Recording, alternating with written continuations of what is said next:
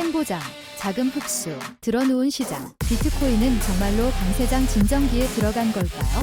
알트코인 지수는 낙제, 온체인 흡인력은 끊기고 비트코인은 얼마나 더 버틸 수 있을까요? 비탈릭 부테린이 황소 이미지를 올리며 이더리움을 외쳤습니다. 네티즌은 이 소일은 뭐야? 라는 질문을 했습니다. 머스크의 한방에 펌프펀 계정이 정지되고 404로 전환. 솔렉시가 재빠르게 빈자리를 채워 밈코인 깃발을 이어받았습니다. 파벨 드로프가 프랑스를 비난한 직후 출국 허용. 프랑스의 이 조치 참으로 의미심장합니다. 한국 0.05% 거래, 수수료의 철회 장막이 무너질까? 이재명이 약속했던 수수료 인하, 이번엔 진짜일까? 암호화폐로 세상을 다시 측정하고 24시간의 부의 비밀번호를 손에 넣어 함께 천천히 부자가 되어갑시다. 6월 20일 금요일 비트코인 TV 한국어 채널 마이클입니다. 우선 먼저 24시간 코인 시장 데이터 헤드라인을 살펴보겠습니다. 테이커 CBD는 시장의 능동적인 거래 방향을 측정하는 선행 지표입니다. 쉽게 말해 누가 먼저 시장가 주문을 넣고 있는가를 보는 것입니다. 수치가 양이고 계속 상승한다는 것은 매수 측의 체결이 주도하고 있으며 시장에 강한 매수 심리가 있다는 뜻입니다. 시립토쿠한 데이터에 따르면 5월 7일부터 시장은 한 달 넘게 매수 우위의 흐름을 유지하고 있습니다. 테이커 CBD 지표는 꾸준히 플러스 방향으로 올라가고 있으며 이는 능동적인 매수 자금이 확실히 우세함을 보여줍니다.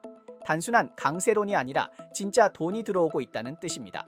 최근 비트코인은 10만 11만 달러 사이에서 오르내리고 있고 미 연준의 금리 동결이나 중동 정세 긴장 같은 오래된 악재에 부딪혔지만 가격이 무너지지 않고 잘 버티고 있습니다. 이는 시장의 공감대가 서서히 형성되고 있으며 10만 달러가 더 이상 천장이 아니라 새로운 바닥이 되고 있다는 신호입니다. 하지만 주의해야 할 점은 매년 78월은 비트코인의 횡보기로 지금은 마치 헬스장에서 스트레칭하는 시기처럼 당장은 폭발하지 않지만 힘을 비축하고 있다는 것입니다. 만약 테이커 CBD가 계속 마이너스로 전환되지 않는다면 이후 급등 가능성도 있습니다.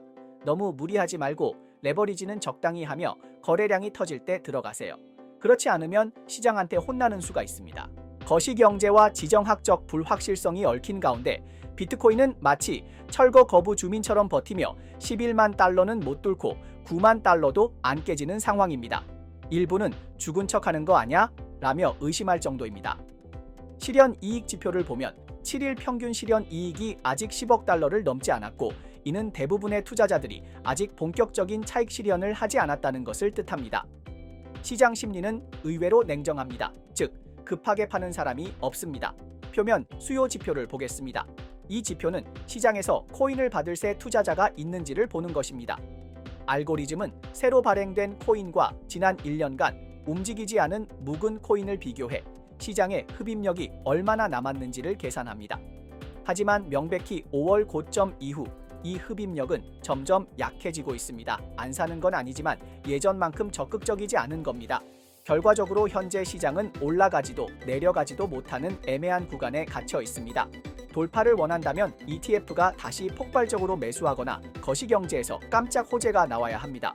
그렇지 않으면 이 횡보는 좀 더 오래 갈 가능성이 큽니다. 요즘 알트코인은 정말 아무도 안 챙긴다는 말이 딱 맞습니다. CMC의 알트코인 시즌 인덱스는 100점 만점 중 겨우 22점으로 사실상 낙제 수준입니다. 지난주 26점, 지난달 23점보다도 더 하락했고 반등조차 없는 상태입니다. 역대 최저는 올해 4월 26일로 12점까지 떨어졌습니다. 반대로 최고점은 작년 12월 4일에 87점이었습니다. 이 CMC 지수는 알트코인이 최근 90일 동안 비트코인보다 성과가 나았는지를 평가하는 것인데 결과는 명확합니다. 전혀 아닙니다. 오히려 격차가 더 벌어졌습니다. 자금은 비트코인이나 현물, ETF 같은 정규군으로만 흘러가고 알트코인은 아무도 신경 안 씁니다. 시장도 없고 거래도 없고 출전 기회조차 없습니다. 지금 시장은 마치 비트코인이 무대에서 공연하고 알트코인은 객석에서 구경하고 시장은 냉각 중인 모습입니다. 알트가 다시 날아오르려면 세 가지 조건이 필요합니다. 유동성 복귀, 서사 붐, 그리고 비트코인이 충분히 먼저 날아올라야 합니다. 이 세 가지가 하나라도 빠지면 알트코인의 봄은 오지 않습니다. 좋아요와 팔로우를 부탁드립니다. 24시간 내 암호화폐, 블록체인, 마이닝 분야의 최신 동향을 정리해드립니다. 최근 코인판의 전개가 꽤 흥미롭습니다. 비트코인은 트럼프 장세와 ETF 호재에 힘입어 미친 듯이 상승하고 있는 반면 이더리움은 여전히 지난 불마켓 고점 아래에 갇혀 있습니다. 커뮤니티에서는 유리 멘탈 분위기가 퍼지며 한때 분위기가 매우 침체되었습니다. 올해 초 이더리움 커뮤니티는 참지 못하고 마이크를 켜고 외치기 시작했습니다. 재단은 태도를 좀 바꿔야 한다. 너무 차가워 보인다. 이러한 개혁 촉구 분위기에 대해 이더리움 창립자인 비탈릭 부테린도 마침내 응답했습니다. 앞으로는 커뮤니티와 더 가까워지고 좀 더 현실적인 홍보 방식을 시도하겠다고 하며 스토리텔링 방식도 새로운 스타일로 바꿔보겠다고 밝혔습니다. 그리고 오늘 비탈릭 부테린이 정말로 밈플레이에 뛰어들었습니다. 그는 마케팅 회사 이더리얼라이즈가 지난달 공개한 이미지를 리포스트했습니다. 원래는 이더리움이 비트코인의 디지털 골드 개념에 대응하는 디지털 오일이라는 내용이었습니다. 비탈릭 부테린은 해당 이미지의 문구를 단순히 불마켓이 왔다로 바꾸었고 그 한마디로 커뮤니티의 분위기를 달궜습니다. 이는 공식적인 시장 진입 신호일까요? 비탈릭 부테린이 유머를 담아 게시한 이미지가 뜨거운 반응을 일으켰습니다. 많은 네티즌들이 질문을 던졌고 어떤 이는 밈 이미지 속 소의 이름을 묻기도 했습니다. 이에 대해 비탈릭 부테린은 CASE라고 부르며 자유롭게 해석하면 된다고 성의 있게 답변했습니다. 이 글은 이더리움 지지자들의 긍정적인 외침을 이끌어낸 반면 일부는 스타일이 갑자기 바뀌었다, 진지함이 부족하다며 비판했습니다. 그는 스타억네트, 스크롤, 지케이싱, 팔리히드러, 조러, 리니어 등 커뮤니티와의 연결을 잃은 것 같다는 의견도 나왔습니다. 일부 댓글에서는 비탈릭 부테린은 그동안 사용자 참여의 중요성을 과소평가해왔는데 이제 와서 자세를 바꾸고 커뮤니티에 의존하려고 한다, 의미심장하다고 평가했습니다. This is the metaphor that I used for the kind of techno optimism that I have, right? Which is basically that acknowledging the massive benefits that technology has had in the past and will have in the future, but at the same time recognizing the reality that like choices of what to prioritize do exist, and some extremely important choices exist in our road ahead, and we have to think carefully about them. 비탈릭 부테린은 평소 나는 코딩만 하지 말은 잘 못한다 는 전형적인 기술 덕후의 이미지였는데 이번엔 스스로 밈을 들고 나와 모두를 놀라게 했습니다. 그가 말한 불마켓이 왔다는 말이 그냥 농담인지 아니면 진짜로 장이 오고 있다는 신호인지 아무도 확신할 수 없습니다. 일부 커뮤니티에서는 원본 이미지가 너무 업계 내부의 농담이라 이해하기 어렵다고 했고 비탈릭 부테린도 이를 인지했는지 모두가 이해할 수 있는 불마켓이 왔다라는 문장으로 바꿨습니다. 하지만 이 발언은 또다시 너무 의도적이다, 너무 정형화됐다는 비판을 받았습니다. 결국 이더리움 가격이 아직 반등하지 않은 지금 비탈릭 부테린이 무슨 말을 하든 비판이 따릅니다. 학문적으로 이야기하면 대중과 괴리되었다고 하고 유머를 곁들이면 진지하지 않다고 말합니다. 아마도 정말로 이더리움이 가격을 회복하는 그 순간까지는 이런 논쟁은 멈추지 않을 것입니다. 그리고 그 순간이 오면 오늘의 이 말은 신의 예언으로 바뀔지도 모릅니다. 갑작스럽게 시작된 강도 높은 정비 속에서 일론 머스크가 직접 나서 팜돈더푼과 그 창립자 알론 코엔의 X 계정을 완전히 차단했습니다. 솔라나 커뮤니티는 순식간에 폭발했습니다. 팜돈더푼이 차단되자 수백 개 프로젝트의 홍보 채널이 순식간에 사라졌고 시장은 곧바로 침묵 상태에 빠졌으며 밈코인 업계는 즉시 말문이 막힌 상태에 빠졌습니다. 하지만 혼란 속에서 새로운 세력이 태어날 수 있습니다. 새로운 주인공이 곧바로 무대에 등장했고 솔라시가 화려하게 데뷔했습니다. 품폰더푼을 정조준한 솔라시스는 기능이 더 강력하고 속도가 더 빠르며 비용도 더 낮습니다. 펌프던푼이 무너지자 솔락시가 그 자리를 채웠고 하모니와 인기는 즉시 다른 트랙으로 갈아타 계속 질주하기 시작했습니다. 솔라너의 레이어 이 네트워크인 솔렉시는 온체인 혼잡과 지연 문제를 해결하는 데 주력하고 있습니다. 커뮤니티는 빠르게 성장하고 있으며 X와 텔레그램 팔로워 수는 총 7만 5천 명을 돌파해 강력한 대중 동원력을 보여주고 있습니다. 솔렉시의 프리세일은 막바지 단계에 접어들었고 단기간 내에 많은 펌프 쿠폰 유저들이 유입되었으며 현재까지 5,400만 달러 이상을 모금하여 솔라너 역사상 최대 규모의 프리세일 프로젝트가 되었습니다. 폼프.푼이 차단되고 X 플랫폼이 외부 링크 유입을 금지함에 따라 소락시는 뜻밖에도 차세대 밈코인 제작자들의 피난처가 되었습니다. 원래 머스크는 질서를 바로잡으려 했지만 오히려 소락스의 유입 트래픽에 청신호를 주는 결과가 되어 이번 흐름의 최대 수혜자가 되었습니다. 소락스는 단순히 트렌드에 올라탄 프로젝트가 아니라 소란에서 최초의 정통 레이어2 프로젝트입니다. 확장성 향상뿐만 아니라 자체 토큰 발행 플랫폼인 아이그나이터 프로토콜도 구축하여 토큰 발행과 자금 조달을 동시에 진행하고 있습니다. 짧은 시간 안에 5,400만 달러를 모금한 프리세일을 달성한 만큼 차세대 대세주라 불리는데 부족함이 없습니다. 더 중요한 것은 과거에 탑승하지 못해 아쉬웠던 페페나 본과 같은 프로젝트처럼 솔락시는 지금이야말로 2차 탑승 기회와 같은 존재입니다. 기술력은 탄탄하고 전개는 빠르며 커뮤니티는 열정적입니다. 다른 플랫폼이 아직 멈춰 있는 동안 이쪽은 이미 기반을 다지고 팬층을 형성하며 지갑을 열고 당신의 참여를 기다리고 있습니다.